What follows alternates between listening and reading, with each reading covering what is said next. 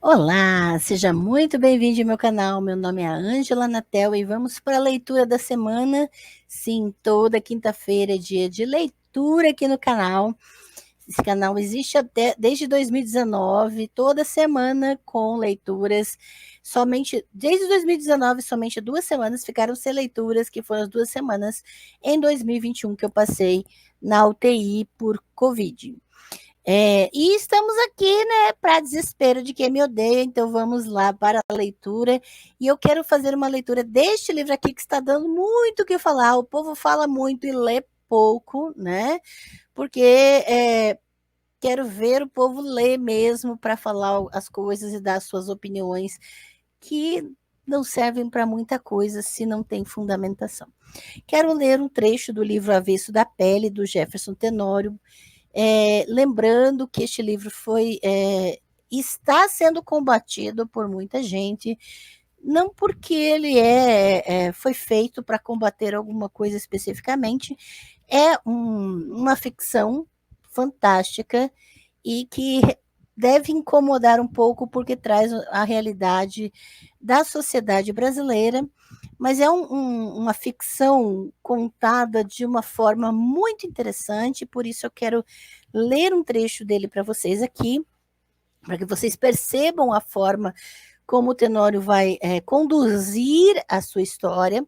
E é claro, você vai perceber que a linguagem é feita de uma forma que provoca um pouco de desconforto e, ao mesmo tempo, reflexão. E que abre caminhos para discussões, para debates, para reflexões mais aprofundadas. Talvez por isso incomode tanta gente. Então vamos lá, quero ler um trecho do capítulo 3 deste livro. Às vezes, você se sentia intrigado por ter se casado com a minha mãe. Certa vez, uma amiga em comum sentenciou sobre a união de vocês. O que começa mal, termina mal. Era um lugar comum, mas havia nesse clichê toda a verdade desse mundo. Mesmo passados tantos anos, você não compreendia como resolvera juntar sua vida com a dela. Desde o início, nunca foram compatíveis. Talvez eu esteja simplificando as coisas. A verdade é que vocês não se amavam o suficiente para suportarem os seus fantasmas. Vocês eram apenas duas pessoas quebradas, cada um com seus cacos, cada um buscando uma escora, o amor como muleta. Naquele momento, a vida já havia tirado tanto que vocês achavam injusto que o amor não pudesse servir como amparo. Acontece que, em vez de buscarem algo que pudesse reconstituir os afetos, vocês resolveram se cortar com o que restou. Laceraram um ao outro porque, a certa altura da vida, as pessoas perderam a capacidade de amar. Quando minha mãe te viu pela primeira vez, ela achou que você fosse um rapaz tímido, magro e sem graça. Na verdade, você era mesmo um rapaz tímido, magro e sem graça. Você não falava muito, não chamava atenção. Era inteligente, mas poucos sabiam disso. Entretanto, quando você começou a namorar a Suelen, uma moça loira de classe média, vinda de Santa Maria, interior do Rio Grande do Sul, minha mãe passou a te notar. Não só ela, mas muita gente. Ninguém entendia muito bem como aquele namoro aconteceu. Em pouco tempo, você e a Suelen passaram a ser assunto dos corredores daquela pequena faculdade particular em Porto Alegre, o centro das atenções. E por um único e simples motivo: você era negro e ela era branca. Não que outros casais iguais a vocês, em meados da década de 1990, já não existissem, mas ainda assim vocês chamavam a atenção. Alguns comentários racistas nunca chegaram diretamente a você, mas eles aconteciam, à sua revelia. Na verdade, Suelen foi a segunda namorada branca que você teve. Então, de certo modo, você já sabia lidar com essa situação, porque antes da Suelen você teve a Juliana, uma moça ruiva de 19 anos, moradora de Gravataí. Vocês se conheceram numa festa, como aquelas a que você e seu amigo Juarez costumavam ir. Foi com Juliana que você começou a desconfiar da sua situação como um homem negro no sul do país. Foi caminhando de mãos dadas com ela pela Rua da Praia, no centro de Porto Alegre, que você começou a notar os olhares, às vezes acompanhados de piadas racistas. Vendedores ambulantes dizendo, a boca pequena, que ela só poderia estar com você por dinheiro. Pois uma branquinha daquelas com um neguinho desses, hahaha, não poderia ser. Entretanto, no começo, você e a Juliana não falavam sobre isso, pois esse assunto ainda não importava. Vocês até chegaram a achar que o racismo não tinha nada a ver com amor. O afeto transcende a cor da pele, vocês pensaram. No entanto, naquele mesmo ano em que o Plano Real entrou em vigor e você pôde pela primeira vez ver que moedas tinham algum valor de compra, que as maquininhas de remarcar preços nas prateleiras do supermercado sossegaram, você conheceu o professor Oliveira. Será com ele que você tomará consciência de si, do mundo branco em que está inserido. Oliveira era poeta e professor de literatura. Usava cabelo black power, barba grande. Você ficou impressionado com aquele professor negro que falava de Shakespeare e Ogum com a mesma intensidade e beleza. A partir dali, sua vida não seria mais a mesma. Mas, enquanto isso, você e a Juliana partilhavam da mesma visão de mundo. Acreditavam que raças não existiam e que a humanidade era a única coisa que havia. Na primeira vez que ouviu falar em consciência negra, você não compreendia que a sociedade se importava mais com a sua cor do que com o seu caráter.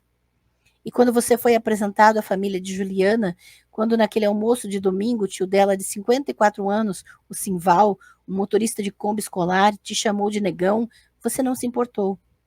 Não se importou porque aquilo significava algum tipo de intimidade e você, enfim, estava sendo aceito pela família branca da sua namorada. Acontece que em pouco tempo você não só passou a ser o negão da família, como também passou a ser uma espécie de para-raios de todas as imagens estereotipadas sobre os negros, pois disseram que você era mais resistente à dor, disseram que a pele negra custa envelhecer, que você deveria saber sambar, que deveria gostar de pagode, que deveria jogar bem futebol, que os negros são bons no atletismo. Você não corre? Que os negros são ruins como nadadores. Já viu algum negro ganhar medalha olímpica na natação? É porque desde cedo aprende a correr dos leões na África.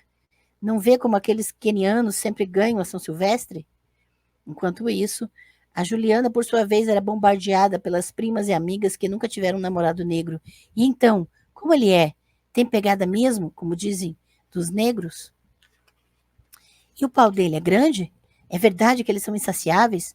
Qual o cheiro dele? Juliana ficava incomodada, mesmo querendo parecer natural. Não queria falar sobre aquilo, não daquela forma. Em poucos meses, vocês perceberam que a cor da pele era algo importante e que não poderia mais ser ignorado no relacionamento de vocês.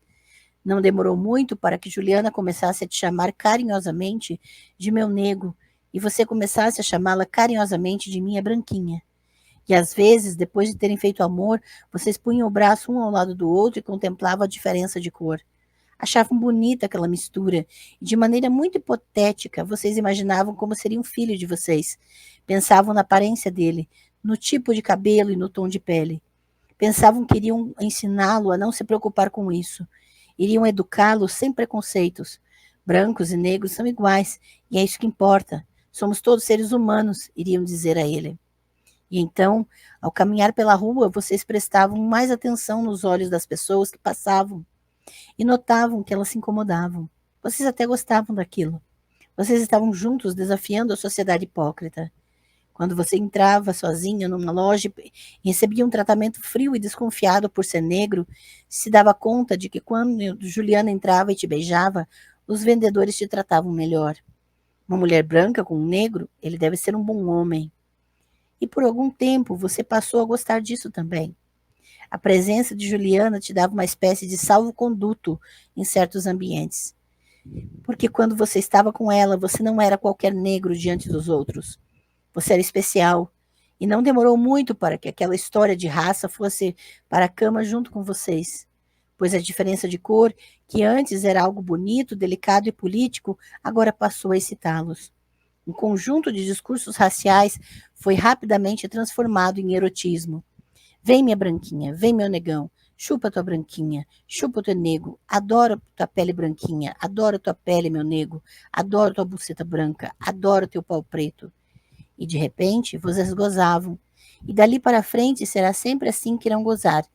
Então, sorrateiramente, a raça ocupou um espaço em suas vidas e vocês nem perceberam. Não havia mais volta. O amor estava condicionado e mediado pela raça. Em seguida, o namoro de vocês evoluiu para uma aliança de compromisso.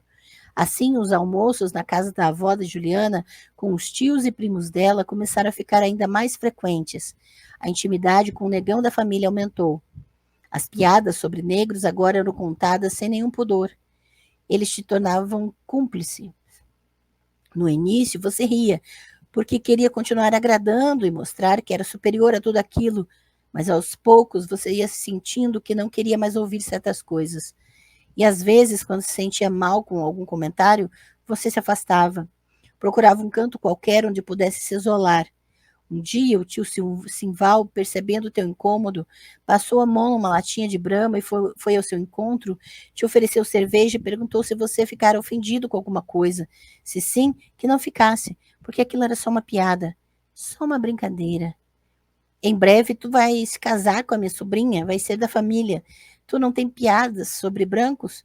A melhor defesa é o ataque, filho. Tu deve saber algumas sobre brancos, não sabe? Diz aí. Ele esperou alguma reação sua, mas você não respondeu. Apenas aceitou a latinha de Brahma e sorriu constrangido. Depois olhou para Juliana, que estava sentada com a mãe e as tias. Elas riam e naquele momento você quase acreditou que era você o motivo do riso delas. O tio Simval passou o braço sobre os teus ombros e te levou de volta para o grupo. Aquilo era intimidade, você pensou.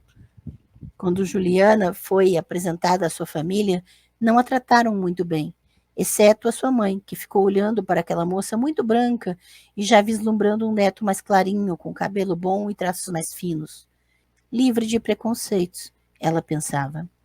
Mas tuas irmãs, principalmente a Luara, teve implicância com ela. Com tanta mulher negra por aí, por que meu irmão vai se juntar com uma branquela sem graça dessas? Ela pensou. E sempre que podia, Luara dizia algo sobre os resquícios da escravidão, sobre as dificuldades de conseguir emprego por causa da cor e sobre como os brancos eram racistas em Porto Alegre. Isso sem falar no interior do estado. Mas Juliana não parecia incomodada, porque não pensava que se enquadrasse naquele discurso da cunhada. Afinal, ela estava namorando um homem negro, tinha um compromisso com um homem negro, e isso já bastava para que fosse absolvida de qualquer racismo, ela pensava. Luara era 2 anos mais nova que você, entretanto sempre pareceu mais madura. Ela nunca teve um namorado branco. Na verdade, poucos homens brancos olhavam para ela. E quando percebeu que isso era devido à sua pele retinta, quando notou que os homens brancos não gostavam do cabelo dela, quando entendeu que ela só servia como fetiche sexual, Luara passou a rebater o mundo branco sempre que podia. E você só foi entender de fato a situação de sua irmã quando você conheceu o professor Oliveira. Na época, você se preparava para prestar o vestibular, graças a uma ONG que mantinha um cursinho para pessoas negras numa igreja. Naquele momento, você não sabia bem o que queria fazer. Na verdade, você estava perdido, porque até ali a vida não passava de um amontoado de obstáculos que você tinha de superar. Resistir fazia parte da sua vida e você nunca havia se questionado por que as coisas eram assim. Nunca se questionou porque era pobre. Nunca se questionou porque vivia sem pai. Nunca se perguntou por que a polícia o abordava na rua com tanta frequência. A vida simplesmente acontecia e você simplesmente passava por ela. E eu vou ler somente até aqui porque creio que é suficiente para ter uma noção de que qualquer trecho curto, lido, sem devido contexto, sem a devida apreciação, vai ser, na verdade, apenas um discurso hipócrita de quem acha que está falando algo fundamentado, mas, na verdade, só está com os nervos inflamados por ter se tocado numa ferida e trazido à tona e descarada o racismo latente da nossa vida. E antes de falar de estrutura, é necessário a gente se responsabilizar por tudo que somos cúmplices e ajudamos a manter. Então, antes de compartilhar um vídeo, antes de inflamar o seu discurso, leia com atenção e perceba o que realmente está sendo colocado. Eu, particularmente, por ter me casado com uma pessoa negra, eu sou divorciada, parte do que está descrito nesse trecho que li para vocês, eu cheguei a ouvir. Então, isso é tão real, tão vivo e tão importante que está na hora da gente ter um tempo, parar e ler. Então fica aqui a dica da leitura da semana. Boas leituras. Não esqueça que aqui na descrição do vídeo da leitura estão as referências do trecho que li, para que você coloque nas suas redes de busca e procure onde você pode adquirir. Esse livro é extremamente fácil de adquirir. E ótimas leituras para você. Boa semana e até a próxima.